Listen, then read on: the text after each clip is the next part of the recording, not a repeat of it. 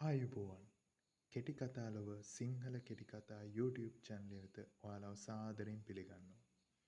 ජීවිතයට ආදර්ශමත් කතාවක් අහන්න වීඩියෝ එක අවසන් වෙනකම්ම රැඳිලා ඉන්න කියලා ඔයාලා හැමෝගෙන්ම ඉල්ලනවා.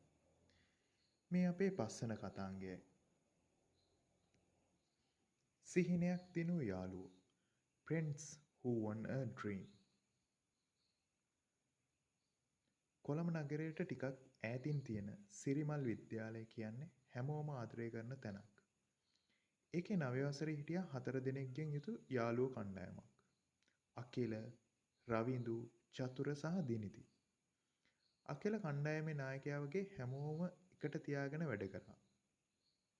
රවිඳු හරිම දක්ෂ චිත්‍ර ශිල්පියෙක්. චතුර කියන්නේ හැමදාම අලුත් අදහස් ගේන දඟකාර කොල්ලෙක්. දිනිති තමයි කණ්ඩායමේ නිහඬම සහ බුද්ධිමත්ම කෙනා. හැම ප්‍රශ්නයකටම උත්තර හොයාගත්තේ ඇයයි. මේ වතාවේ පාසලේ වාර්ෂික කලාවුලකට අලුත් අංගයක් එකතු කරලා තිබුණා. ඒ තමයි අපේ සිහිනය තේමාව යටතේ ඉදිරිපත් කරන කෙටි නාට්‍ය තරඟය. කණ්ඩායම් 4කට විතරයි අවස්ථාව. අකිල, රවිඳු, චතුර, දිනිති කියන මේ යාළුවෝ 4 දෙනත් මේ තරඟයට ඉදිරිපත් වෙන්න තීරණය කළා. අපි 4 දෙනාට පුළුවන් මේක දිනන්න. අකිල හැමෝම උනන්දු කළා. චතුර වහම කිව්වා මගේ ළඟ තියෙනවා නියම අදහසක්. අපි පාසලක් ගොඩනගන හැටි ගැන නාට්‍යයක් කරමු. දිනිති ඒ අදහසට Tamanගේ බුද්ධිමත් බව එකතු කරලා හොඳයි අදහස. ඒත් අපි ඒකට අපේ පාසලේ ඉතිහාසයයි අනාගතයයි එකතු කරමු. එතකොට තව ජීවියක් එයි කියලා කිව්වා. රවිදු ඒක අහලා ඉක්මනින් නාට්‍යයට අවශ්‍ය පසුබිම් දර්ශන අඳින්න පටන් ගත්තා. පුහුණුවීම් දවස් පුරාම ඒ 4 දෙනා එකට hina වෙවි විහිළු කර කර පුහුණු වුණා. සමහර දවස්වලට පුහුණුවීම් එපා වෙන තරමට අමාරු වුණා. අනේ මට නම් තව බෑ. චතුර එක් දවසක් කිව්වා. එතකොට රවිදු hina වෙලා අඩෝ මතකද අපි කිව්වා අපි මේක දිනනවා කියලා. බය වෙන්න එපා බං. අපි එකටනේ ඉන්නේ කියලා චතුරගේ පිටට තට්ටු කළා. අකිල හැමදාම කණ්ඩායම එකට තියාගන්න හැමෝම පොළඹවන්න උත්සාහ කළා. අපි එකට මහන්සි වුණොත් මේක අනිවාර්යයෙන්ම කරන්න පුළුවන්. ඔව් හැමදාම කිව්වා. තරඟයට සති දෙකක් තියෙද්දි දිනිතිට පොඩි අසනීප තත්ත්වයක් ඇති වුණා. ඇයට පුහුණුවීම් වලට එන්න බැරි වුණා. යාළුවෝ ටිකක් කලබල වුණා. අපි දිනිති නැතුව කොහොමද? චතුර ඇහුවා. අකිල කිසිම පැකිලීමකින් තොරව අපි දිනිති නැතුව කරන්නේ නැහැ.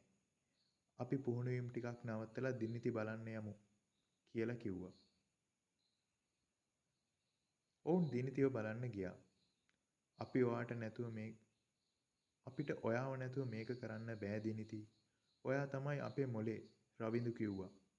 දිනිති ඒ වචන ටිකෙන් ගොඩක් දිරිමත් වුණා. ඇය ඉක්මනින්ම සුවය ලබා නැවතත් කණ්ඩායම සමග එකතු වුණා. අවසානයේදී කලාවුලල දවස උදා වුණා. ඔවුන් 4 දෙනා වේදිකාවට නැංගේ ලොකු විශ්වාසයකින්. ඔවුන්ගේ නාට්‍ය හරියට ඔවුන්ගේ මිත්‍රත්වය වගේම ශක්තිමත් වුණා.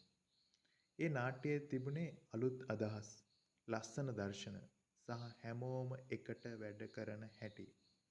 මුළු ශාලාවම අත්පොලසන් හඬින් ගිගුරුම් දුන්නා.